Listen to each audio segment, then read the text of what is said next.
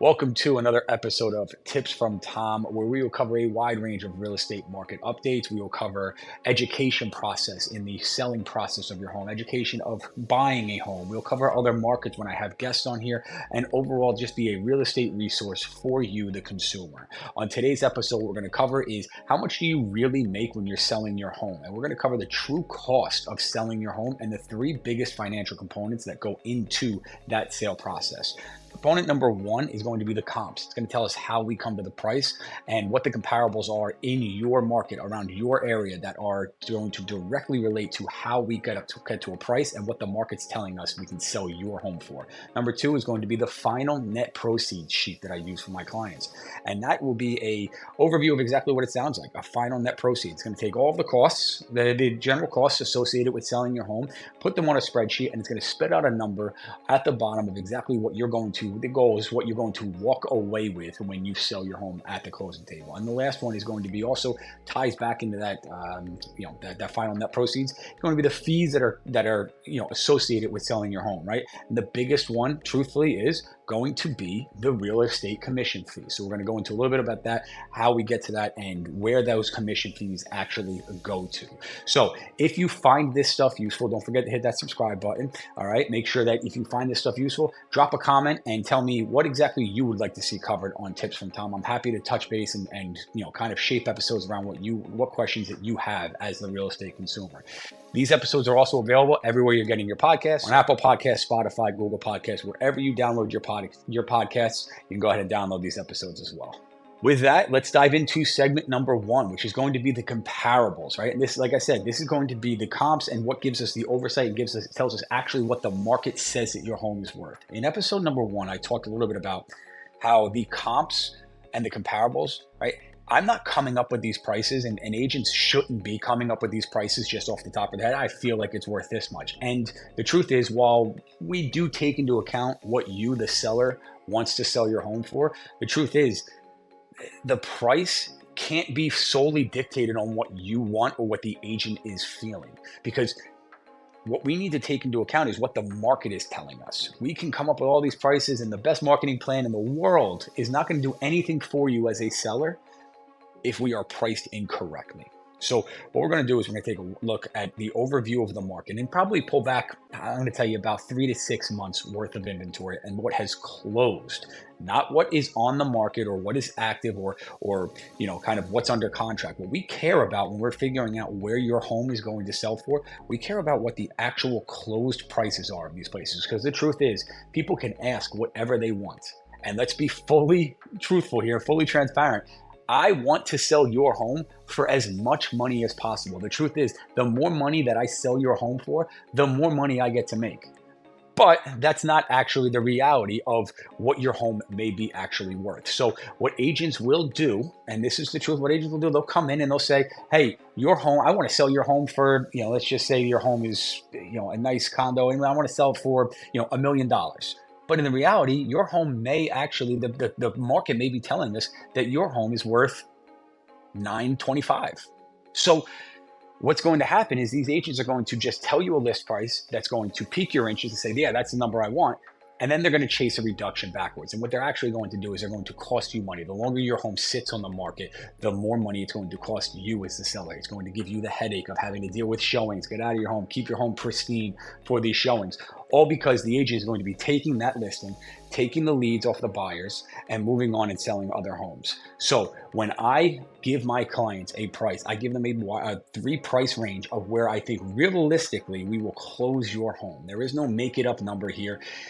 It is numbers based on the comparables. And how do we land on the comparables? How do I know where your home's going to close based on you just, hey, I want to come in for a random listing appointment. I may not have been in your home yet. And the truth is I send over what is called a pre-listing questionnaire. And there's going to be a number of questions, and it takes you about 10 minutes to fill it out.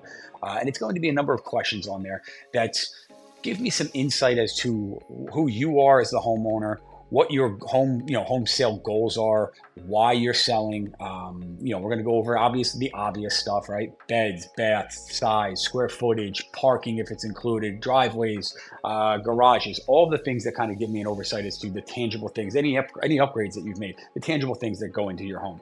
But there are a couple things that are a little bit more important when we are gauging and building out your marketing plan than the other things. And those things are going to be your timeline.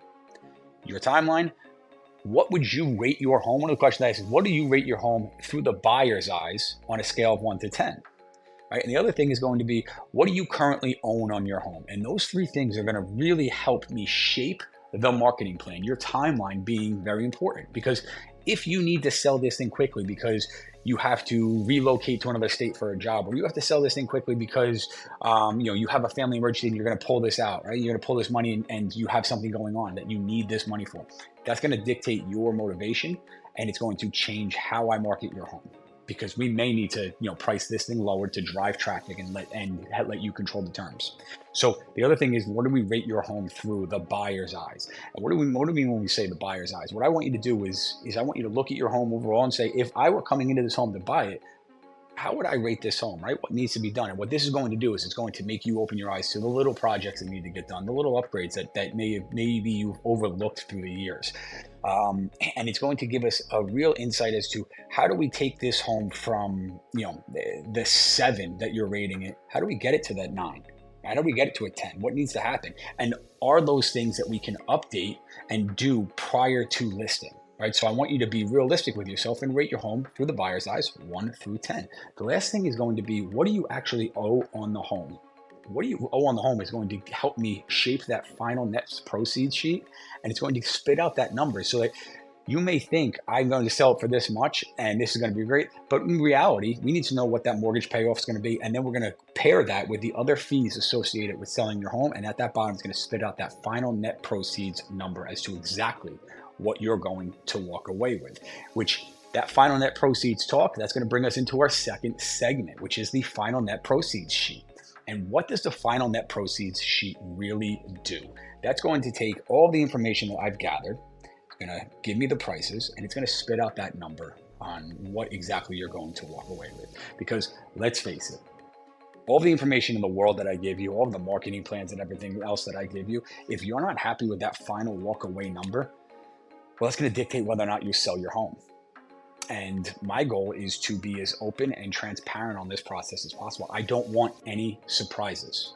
And by giving you the numbers, right? Men lie, women lie, everybody lies. Numbers don't lie. So my goal is to, by the end of this, give you the hard numbers as to exactly what you are going to walk away with. And what are you going to see on that sheet? The big thing is, once we take all those comparables, I'm going to take that pre-listing questionnaire that we talked about in segment 1. I'm going to take that. I'm going to look at everything. I'm going to pull the comparables. I'm going to pull everything around the neighborhood that is closed. Remember, we care about closed pricing, not asking prices, because closed prices tell us what the market is telling us that your home is worth. Because if people are asking numbers that may not be realistic. So we care about closing prices only. That's what's going to dictate where this market is. And that's going to take those, and we're going to take those final net proceeds. We're going to take that and say, okay, 3 bedrooms, 2 baths with parking are trading on X amount per square feet. And then I'm going to take a look at all that, scroll through the photos on the MLS. I'm going to look at it and say, yes, this is comparable in terms of size, in terms of finishes, everything else. Then I'm going to say, okay, 3 different numbers in a wide range, right? So it's going to be the low end number. This is where, lowest realistically that we should close should be this number. That middle of the range number is probably that sweet spot.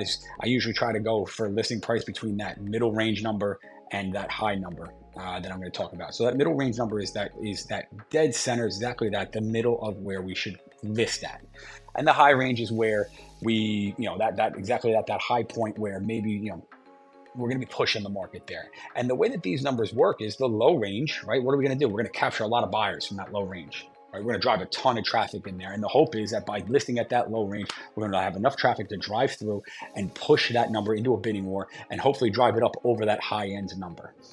That middle range, we're going to be able to capture both buyers. Right? We're going to get the people that are curious, that are hoping to push their number up, right? And we're going to capture the higher end buyer that's saying, well, if I go down to this price point, maybe I have room for renovations and everything else. So that's kind of that sweet spot in the middle range. It's why it's in the middle, right? That high range number, that's what's I consider pushing the market. And up here is a gamble. That high range number truly is a little bit of a gamble here, because if we don't get that buyer in there within the average days on market in whatever market that you're in, if you don't get that buyer in there within that range, well, then you're staring at a price reduction. And when you stare at price reductions, you are going to be leaving money on the table, because buyers are too educated to overpay for a home at this point. And that's the truth. With everything available at our fingertips on our cell phones, Realtor.com, Zillow, and Trulia, and everything else, right? And all these companies have their own apps, everything else. Mine does. I send my app to all my clients. So with all this information about what's closed, what's active, what's under contract at their fingertips, they're not going to overpay at this point if you're listed too high. The way that you get them to, quote, overpay is by you listing in a range that's going to drive traffic. And when we drive traffic through the home, we get excitement about the home. We hopefully grab a few offers, and then we allow the market to bid those numbers up. So that's going to be the overall goal here, is making sure that we allow the market to bid these things up, that we don't start high. It is impossible to underprice your home, but it is a very fine line to overprice. And when we overprice, we're leaving money on the table and costing ourselves. So we're going to take all of those things, that range of numbers is going to be put at the top of the spreadsheet.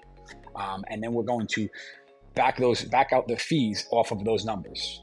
And at the bottom of those fees, we're going to talk about what fees go into the real estate sale of your home next in the next segment. But those fees are going to be taken out, including your mortgage payoff. It's why I ask in the questionnaire, what do you owe on your home? Because it allows me to plug that mortgage payoff into the bottom and then spit out an actual walk away. Here's the, here's an estimated number of what will be on the check that you get handed at closing or get wired into your account at closing. That's what the final net proceeds really is eye-opening for a lot of my clients. They go, wow, and I've seen it go both ways, is the truth. I've seen it say, wow, I did not expect to make this much money on it. Or I've seen it say, well, I thought that I was going to be making a little bit more money.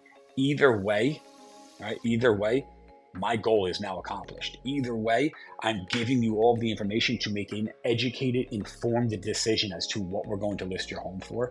And I don't feel like I'm pulling the wool over your eyes or any false promises. Everything is eyes wide open from start to finish on this process. That final net proceeds sheet now brings us to our third segment, which is the fees that you pay out at the end of a transaction that are going to come off the top of your profit. It's going to cut into your profit. There's no, there's no sugarcoating this, right? The fees that are associated with the sale of your home come off the top. But the nice part is they're not coming out of your pocket directly during the transaction. Typically, they're coming out at the end of the transaction. So there's a couple of those fees that you're going to see listed in my final net proceeds sheet. Now, this is taking place, I'm filming this, and I'm talking about New Jersey fees. If you have an agent in your market, if you're not New Jersey, if you have an agent in your market, my suggestion would be to speak to that agent. If you do not have an agent in your market and you are not in New Jersey, comment below, message me, whatever you want to do. I have plenty of agents throughout the country who can educate you on exactly what fees are associated with selling of your home in the market in which you're in. So these fees that I'm going to talk about, typically keep to New Jersey. So for instance, the first one that comes out is the New Jersey, the New Jersey real estate transfer fee. And that New Jersey real estate transfer fee is typically just shy of about 1% of the overall purchase price. It is unavoidable. Basically a tax from the state of New Jersey as getting their piece of the sale of your property. The other one is going to be the attorney fees. And a real estate attorney fees typically in New Jersey is anywhere from $1,500 to figure about $2,000 for the overall transaction. That's per closing. Right? So that's not a retainer and then you're paying them hourly. That is, my real estate closing is anywhere from $1,500 to $2,000. And this is not necessarily someplace that you want to, dodge on. You want an attorney to make sure that you review the contract. The truth is, as real estate agents and real estate advisors, we are not attorneys.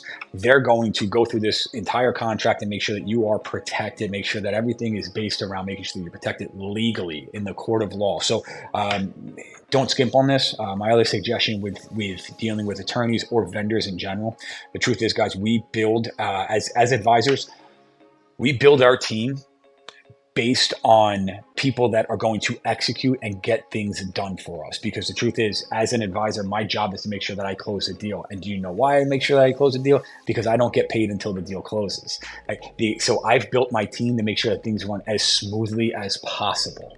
And in doing that, what I also have found over the years is by making sure that things run as smoothly as possible, you, the consumer, you, the seller, the buyer, whoever I'm working with, is far happier. And when you are far happier, you are far more likely to refer me business on the back end. So I have built a real estate team to handle a transaction from start to finish. It's going to make sure that you, as my client, are taken care of and as happy as can possibly be, because that is in my best interest as your agent to make sure that you have an enjoyable experience, and it's also in yours. Right? You want a smooth transaction. This is already a stressful, time in your life, selling, buying a home. This is already stressful. You don't want added stress by using, bad vendors, a bad attorney who doesn't respond, bad inspectors, things like that. So speak to your agent. Use who they recommend. They've got a team, I promise you. And if they do not have a team, maybe you need to think about finding a new agent. The other thing is smoke certifications, right? And certificates of occupancy. Those, depending on the town, are going to range anywhere from $45 to $100, and those are fees to the city in which you live. Registration fees, making sure that you get a certificate of occupancy that your home is safe. They're going to come in, they're going to check the smoke detectors, make sure you have a fire extinguisher, things like that. So those range, depending on the town that you're in, anywhere from $45 to $100. The larger fee is the real estate commission fee. And that fee ranges, depending on the market you're in, depending on the agent that you're using, anywhere from 4% to 6%. And the truth is, that fee can be quite large. There's no mistaking that. But make no mistake, as the seller, the service you get, right? You're going to get what you pay for when it comes to dealing with your agent and dealing with real estate commission fees. There are people that are going to be out there do it for 4%. But the truth is, that 4% agent, if they are not negotiating their own interest and their own commission, and that's money that's going to their pocket, what makes you think that they're going to really care about negotiating your sale price? My real estate commission fee that I charge when I represent a seller is 5%. Now, the truth is, I don't get that whole 5%. Right, that 5% gets chopped up, and I pay out a buyer broker fee of anywhere from 2 to 2.5%, depending on the deal and depending on the transaction. So I'm not getting that entire 5%. It's not coming to my entire brokerage, right? That's getting split up. There is buyer broker fees that we pay, right? For an agent who's working with buyers, who's bringing in, they're going to represent the buyer in the transaction, make sure that buyer has the best representation possible, which they deserve. We're going to pay them a percentage of that, a cut of that 5%. So it's not all going. So what are you getting for that 5%? Because that's typically kind of the sticking point is people go, 5%, that seems like a lot. Again, let's go back to the fact that this is likely one of the larger financial decisions of your life, right? There are places to save money, right? But representation and proper representation for you is not one of those places. You want to make sure that you are paying somebody who's going to represent your best interest as aggressively and as best as possible. So for 5% from me, what do you get? You get a specific marketing plan, video, social, video photos, social media, YouTube marketing plan. You get, property act. Your property is going to be advertised and marketed around the globe with the reach that we have at 𝐓𝐈𝐏𝐿 𝐓𝐈𝐏𝐿. And 𝐓𝐈���𝐿 𝐓𝐿, we are very unique in the fact that we are a truly global and a truly international company.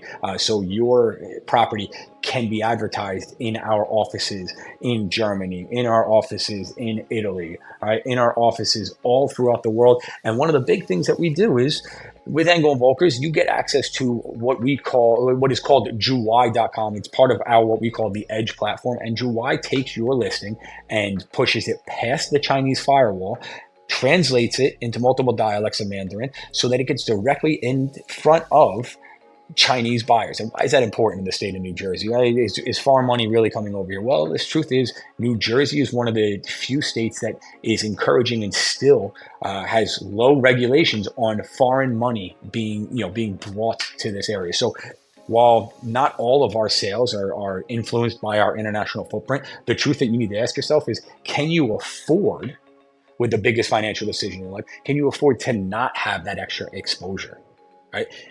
In a market where every dollar matters, in a market where exposure matters, and the days of being able to put your home in the MLS are far behind us, can you afford to not have that extra exposure? My guess is you want as much money as possible, and the way that you're going to get that top dollar is by having a specific marketing plan. What you also get with me is we sit down and we talk about our target demographic, and this is a fun conversation for me with clients, is to talk about who do they picture buying their home, because they'll be surprised. You'll be surprised at who realistically, who the agent sees and who I see as the target demographic of buying your home over who you'll see, right? Because you're seeing it as a home that you may have raised a family in, right? Or you're seeing it as a home that, it was your first condo that you bought. So you're a little bit, you've got the blinders on as to who you see. But the truth is, your home, the way that we market your home and to specific demographics is going to draw different demographics in. Right? So when you sit with me and we sit down, we're going to go through who we're targeting. We're going to build a marketing plan to target those specific demographics that we want to pull in to see your home. Right? That's another one of those things that you get with me. We sit down and we go through the whole marketing plan. We get full transparency. But the biggest thing that you get when you work with me is when you work with me, you get me. You don't get passed off to a junior agent on my team. You don't get passed off and all communications run through one of my assistants or things like that. You call my phone, you get me. Right? I'm the one that shows up and sits at your table. I'm the one that negotiates on your behalf during a transaction. There is a ton of pros to working with a large team. Right? But in my experience, the people that have worked with large teams and then end up coming to work with me when that large team stuff doesn't work out is the lack of communication that goes on the larger teams, and the person sitting at your kitchen table and you're putting your trust in isn't the person that's going to handle the deal a lot of the time. Not all the time, but a lot of the time, the person sitting at your table is not the one that's going to be handling the deal. The person handling the deal is going to be, some junior agent on their team or something like that, or a transaction coordinator. When you work with me, you get me. All of me. You get me to negotiate. You get me to handle all of the objections with you. I'm the one giving you the updates, the market updates weekly as to what the feedback is. So we're working together. And again, you go back to the way we build out our teams in real estate. Is my goal is to make sure that you are as happy as possible, because when you are happy with the transaction, you're going to refer me. I don't spend my days door knocking. I don't spend my days cold calling, things like that. I spend my days pouring my energy into my active clients.